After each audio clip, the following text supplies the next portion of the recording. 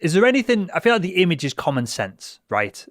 It shouldn't be you down the pub or doing things untoward that you might regret someone else seeing. Is there anything else we need to cover with the main image that you've got on LinkedIn? Will, I wish it was common sense. You would be surprised at how many bad images. I mean, I was talking to someone just last week and I looked at their profile photo and it was the grainiest nightclub photo from goodness knows how long Wow. ago that was their LinkedIn profile photo. And they were in professional B2B sales. So, yes, you're right. It is common sense, but still not something that everyone's applying. Again, two bits of advice that I'd give on this one. Ideally, get it professionally done. There are photographers out there that do professional headshots for social media for LinkedIn as a key service. And, again, not a huge amount of money in comparison to the value it gives. Obviously, we're living in unique times at the moment. So you can do a decent job at home. Most of us have good cameras on our smartphones. You want just a plain background, well lit, natural lighting if possible, and then get someone to take shoulders and above a headshot. If you don't have a good, bright, plain colored background, you can take the photo anywhere. I used fiverr.com to cut out my photo, and then you just apply it to a plain color. It just makes your profile stand out significantly. So I pondered on this and I guess inadvertently did it, but I've got a red background on my profile, and LinkedIn, most of the branding with on the site itself is blue, light blue, dark blues, and grays. Did you purposefully go with a red so you do stand out in the feed? Because that's something that I've seen. I noticed you and I noticed my own posts because that red just does pop on the page. Was that a conscious decision to go with a background that pops on the platform itself? No, it was red because that's what my branding is. Sure. That's what my background is. Obviously, that's what the t-shirt is. So the red was more around my brand. But if I give you probably one of the best examples of LinkedIn and profiles done is Gong. And Gong have the purple background images that their team have, and then they have the same purple behind the profile photos as well. And so anytime you see that purple behind a photo, it's Gong. Yeah. So it my advice is whatever color is on brand to the business, any color is going to stand out more than either white or a cluttered background. I'm just looking now.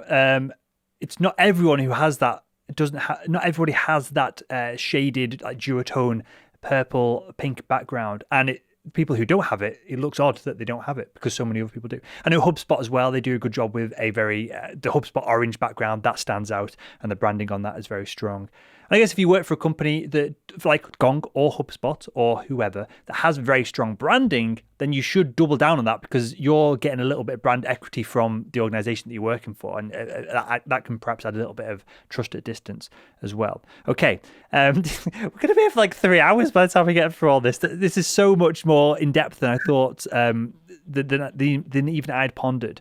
Okay, so let's go on to, so we've covered the title, the hero image, the profile picture, the name, this header block of text now, Daniel. This is something that I always read. I might not even get to your about section or the activity experiences or anything else, but I'll always read that top section of header text. So what needs to go in here?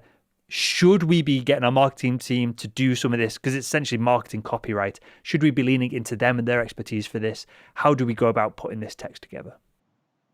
Again, very little difference. There are a few variations that you'll commonly see, and there is minimal difference between each of them. I've seen people with each sort of style of it do very well on LinkedIn. So we're talking small differences. What I would recommend is you do what aligns best to you and your brand, your voice, your tone, etc. So you can have your job title. That is fine. There are people that just have their position and that are very successful on LinkedIn. These aren't the things that have the biggest impact on your success with social selling, but they can have an impact on the perception of you. So you can have your job title. That is fine. You can have the helping people achieve style where you focus on how you help and the solutions, the problems that you solve. Again, in the past, this was sort of seen as a way of being a salesperson, but not seen as a salesperson.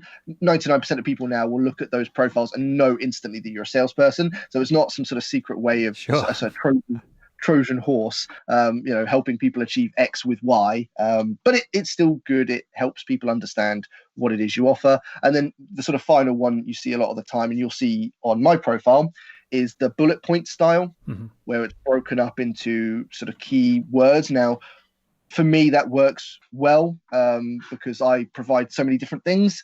So it really depends on what it is you offer. But I've used all three of those over the years. Sure, that makes sense. And for the audience listening, Daniel says LinkedIn and social selling author, and then an emoji of some books. Keynote speaker, an emoji of a microphone. Trainer, a waving emoji. Founder and owner of the Daily Sales, LinkedIn's most popular page for salespeople. So I see you've added a level of social proof to that as well, because that's clearly anyone.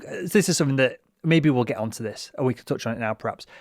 Anyone can write entrepreneur, top salesperson, this and that. But when you add owner of the Daily Sales, LinkedIn's most popular page for salespeople, immediately you're separated from all of these other individuals who are offering other services, right? Is that something that we should be trying to think about doing ourselves if we can? Yeah, social proof's really valuable. It's finding that right balance of sort of being boastful or making claims that might not be true. So if you're going to make a claim about something, make sure you can back it up. And again, focus it on the customer first before focusing on your achievements. Sure. So, the text behind it is obviously focused on other people. That's just there to kind of, add a bit of social proof. And it'll be the same in your summary and obviously the same in your recommendations, which we'll get to hopefully if we can cover it all in this episode. But yeah, social proof does help. People like to know that they can trust you, and that helps.